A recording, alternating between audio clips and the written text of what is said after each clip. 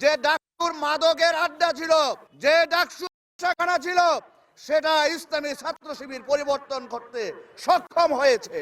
তাই এই বাংলাদেশ থেকে সকল প্রকার অন্যায়, সকল প্রকার চাঁদাবাজ, সকল প্রকার দুর্নীতি এটা উৎখাত করতে জামাত ইসলামী সক্ষম।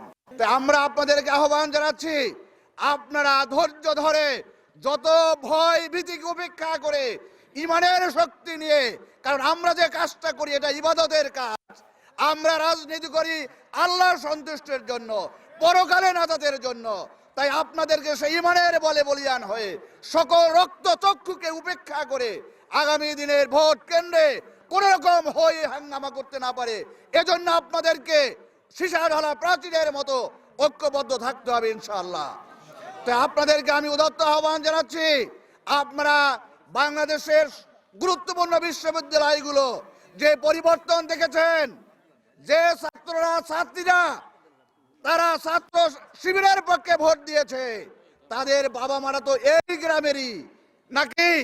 তাহলে তাদের বাবা মারা যদি এই গ্রামের হয়ে থাকে, তারা যদি ডাকসুতে জামাত ইসলামের ছাত্র শিবির ক্ষমতায় যেতে পারে, তাহলে আগামী দিনেও জামাত ইসলামী ক্ষমতায় যেতে পারে ইনশাআল্লাহ।